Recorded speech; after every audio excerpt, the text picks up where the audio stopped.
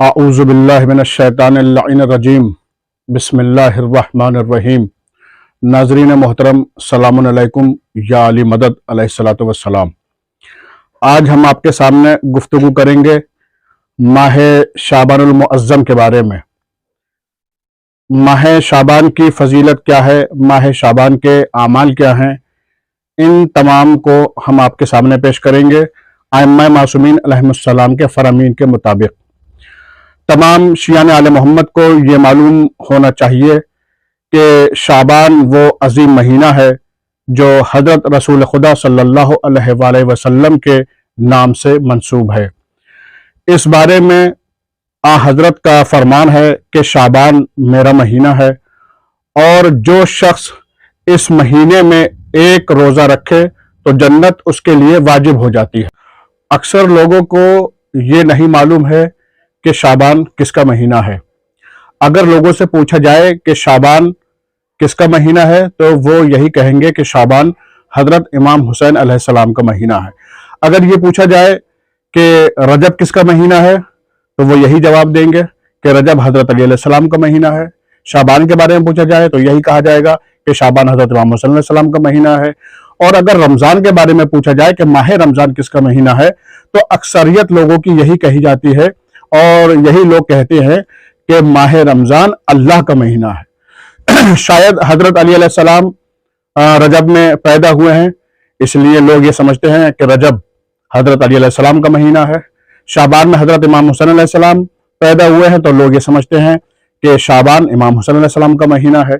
اور چونکہ ماہ رمضان میں بہت زیادہ روزے رکھے جاتے ہیں، بہت زیادہ نمازیں پڑھی جاتی ہیں، بہت زیادہ قرآن پڑھا جاتا ہے، تو وہ یہ سمجھتے ہیں کہ ماہ رمضان اللہ کا مہینہ۔ بات یہ ہے کہ آپ نماز آپ پڑھتے ہیں، روزہ آپ رکھتے ہیں، اور قرآن کی تلاوت آپ کرتے ہیں، اس میں اللہ کو کیا فائدہ؟ اچھا، اگر آپ نمازیں نہ پڑھیں، روزے نہ رکھیں، قرآن کی تلاوت نہ کریں تو کیا اس میں اللہ کا کوئی نقصان ہے؟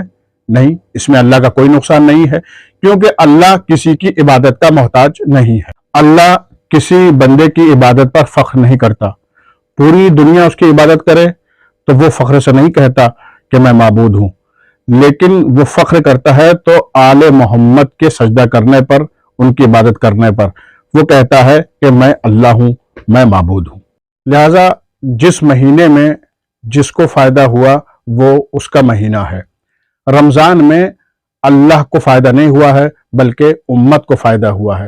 روزے رکھنے سے اللہ کو فائدہ نہیں ہے، امت کو فائدہ ہے۔ نمازیں پڑھنے سے اللہ کو فائدہ نہیں ہے، امت کو فائدہ ہے۔ قرآن پڑھنے سے اللہ کو فائدہ نہیں ہے، امت کو فائدہ ہے۔ میں آپ کو کتاب دکھا دیتا ہوں تاکہ بات حوالے کے ساتھ ہو جائے۔ یہ ہے میرے پاس کتاب مفاتیح الجنان۔ اس کتاب میں لکھا ہے کہ حضرت محمد مصطفیٰ صلی اللہ علیہ وآلہ وسلم نے ارشاد فرمایا کہ رجب خدا کا مہینہ ہے، شعبان میرا مہینہ ہے، اور ماہ رمضان میری امت کا مہینہ ہے۔ رجب، اب سوال یہ پیدا ہوتا ہے کہ رجب خدا کا مہینہ کیوں ہے، شعبان رسول خدا کا مہینہ کیوں ہے، اور ماہ رمضان امت کا مہینہ کیوں؟ ابھی میں نے آپ کو بتایا کہ جس مہینے میں جس کو فائدہ ہوا وہ اس کا مہینہ ہے۔ رجب خدا کا مہینہ اس لیے ہے کہ رجب میں حضرت علی علیہ السلام اس دنیا میں آئے ہیں، کیونکہ اگر حضرت علی علیہ السلام نہ ہوتے تو کوئی خدا کی عبادت کرنے والا نہ ہوتا، کوئی خدا کو وحدہ لا شریک ماننے والا نہ ہوتا۔ اس لیے حضرت علی علیہ السلام نے اس کی توحید کو منوایا، اس کے پرچم کو بلند کیا، لہٰذا اس لیے رجب کا مہینہ خدا کا مہینہ ہے۔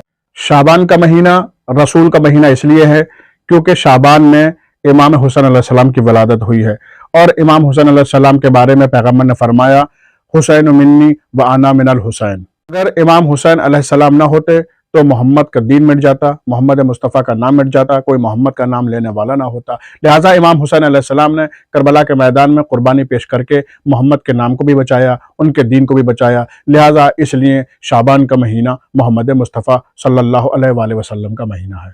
اور ماہ رمضان امت کا مہینہ کیوں ہے؟ کیونکہ ماہ رمضان میں امت استغفار کرتی ہے، توبہ کرتی ہے، خدا کی عبادت کرتی ہے، اور خدا کی عبادت سے اس کا تقرب، اس کا قرب حاصل کرتی ہے، لہٰذا یہ ماہ رمضان کا مہینہ امت کا مہینہ ہوا۔ شیخ نے صفوان جمال سے روایت کی ہے کہ حضرت امام جعفر صادق علیہ السلام نے فرمایا، اپنے قریبی لوگوں کو ماہ شعبان کے روزے رکھنے پر آمادہ کیجیے۔ اسماعیل بن عبد الخالق سے روایت ہے کہ امام جعفر صادق علیہ السلام کی خدمت میں حاضر تھا جبکہ روزے کا شعبان کا ذکر ہوا۔ اس وقت حضرت نے فرمایا، ماہ شعبان کے روزے رکھنے کی بہت زیادہ تاکید کی گئی ہے، حتیٰ کہ ناحق خون بہانے والے کو بھی ان روزوں سے فائدہ پہنچ سکتا ہے اور وہ بخشا جا سکتا ہے۔ ماہ شعبان میں بہترین عمل ہے کہ ماہ شعبان میں روزے رکھے اور ماہ شعبان میں زیادہ سے زیادہ استغفار کرے، صبح و شام 70 مرتبہ پڑھے، استغفر اللہ ربی واتوب الیہ۔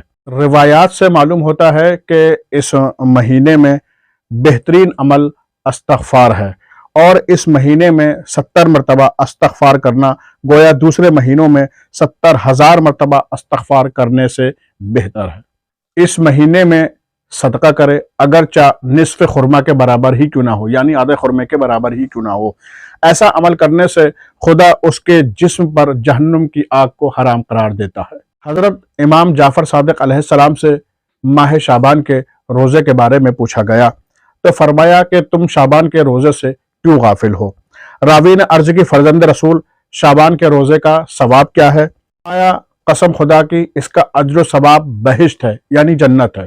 اس نے عرض کی، اے فرزند رسول، اس ماہ کا بہترین عمل کیا ہے؟